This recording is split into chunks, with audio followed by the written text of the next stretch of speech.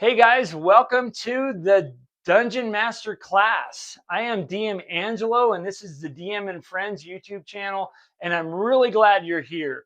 I hope you watched the first video, which gave you an orientation on what we're going to be covering in these next 10 videos. And so this is video number 1. And I think this is a very important video. This is a very important topic and a very important concept for a lot of new DMs to kind of understand. And that is the mindset of a dungeon master, especially in old school, using old school procedures and philosophy. The DM mindset, and that is to stop directing and start refereeing. You know, in old school, one thing we did not do is we did not tell stories, and we created situations. So today I'm going to show you guys 3 mindset shifts that will take the pressure off of your shoulders and put the game back into role-playing game. You know, somewhere along the line, and I don't know where it was, because back in the day when D&D really first started, it came out of the world of wargaming, where you had 2 opponents and then you had a referee in the middle that was super neutral, and his job was to basically interpret the rules and tell them what happened. So he was super neutral. He wasn't on side A or side B. So and somehow a lot of the modern systems, at least what I've seen, is the DM is now the opponent. And that is a super bad thing, because in old school, the DM was a actual player. He was actually a participant in the game, finding out what happened because of the player's choices. So talking about the 3 mindsets, number 1 is getting the mindset in your brain, in here, getting over that I'm their opponent, getting over that whole myth, because it's a myth, it's a lie.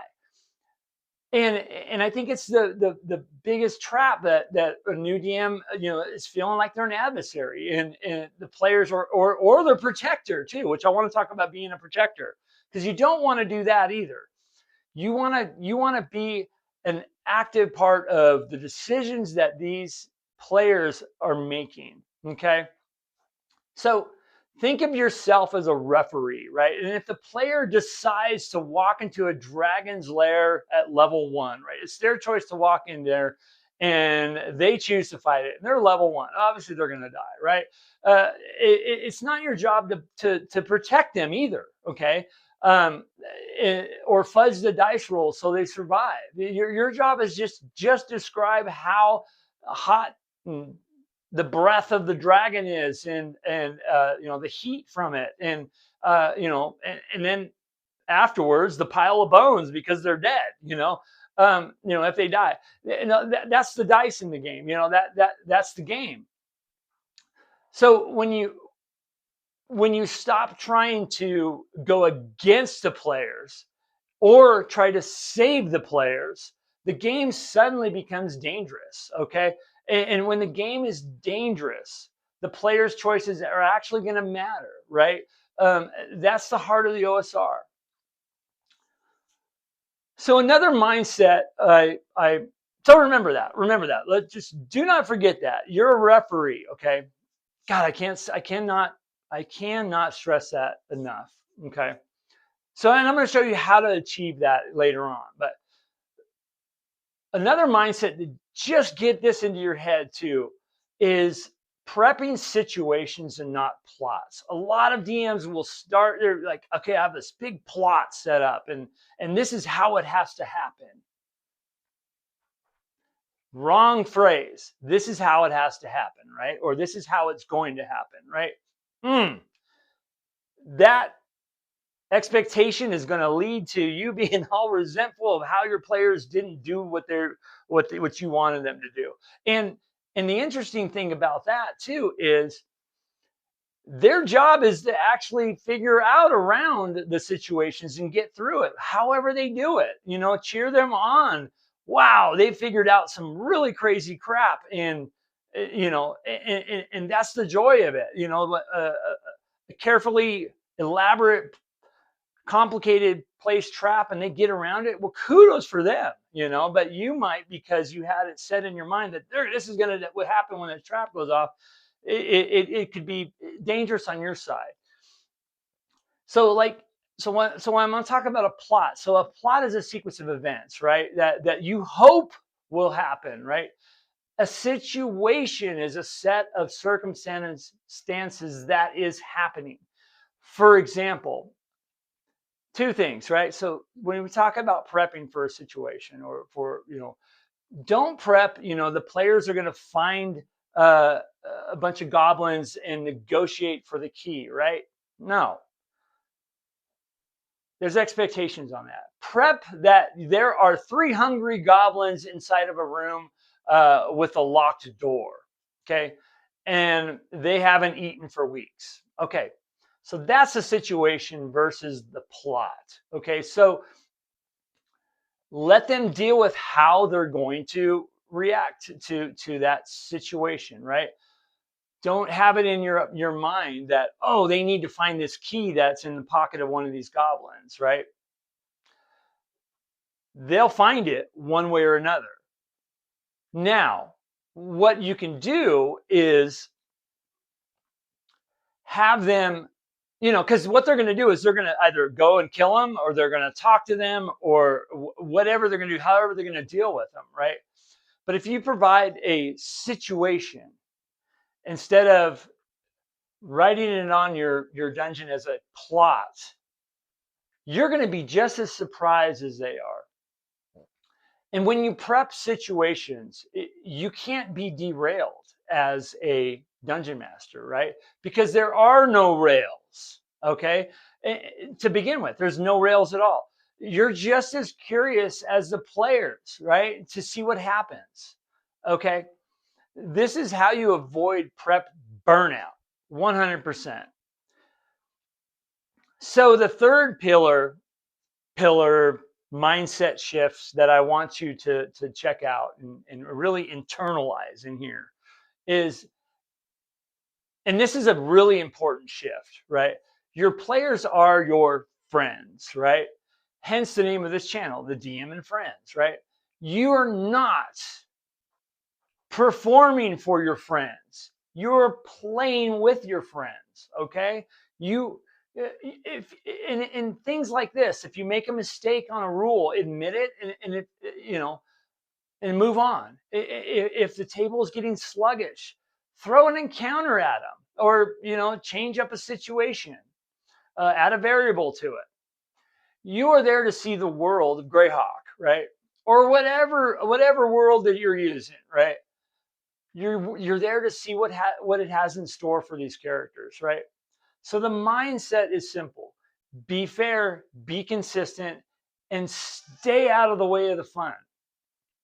These are your friends. You are part of that group, okay? And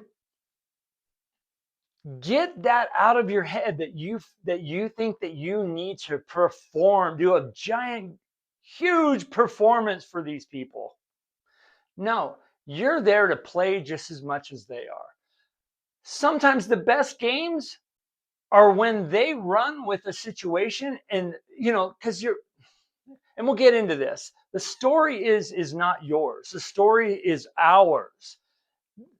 Sometimes the best situations are where they run with the situation and it becomes a whole different thing you didn't even think would happen, surprises the living crap out of you, and that becomes a whole new story hook out into the world. Whoops, I just hit my elbow. That is one of the coolest things, because like in my current campaign, I've laid out all this. I'm doing it in Greyhawk. I've laid out, the lore is preset, and I lay out all these situations, and it's hard to go into it without thinking, wow, they're going to probably go this way. Well, they go the total opposite way, and then I'm like, wow, I didn't even think of that. That is super cool, and wow, I want to expand on that. because many minds is greater than one. And the fact that if you get this in your mind too, that the story is being created by all of us, and you run with that, that is the best formula, very, very best. And I guarantee you, if you just go with the flow of that and you have that mindset in you, that you're a participant, it's going to blow your mind, and it's going to relieve so much pressure off your back, because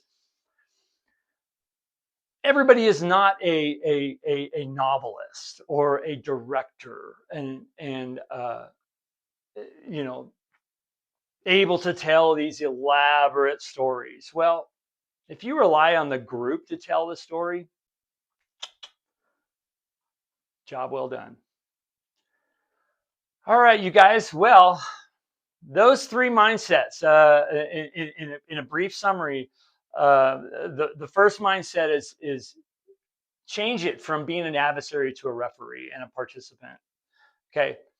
The other one is to open your mind to not plotting a full storyline in a plot. All right. Do situations. Situations are going to give your players the ability to react and go in various directions, instead of having a narrow-minded, kind of railroaded experience. And the third one is, and kind of goes with the first one, is the friends aspect of it. You're a part of the group. You as a DM are supposed to have just as much as fun as they do. I have a great time in my games. There's many factors in that.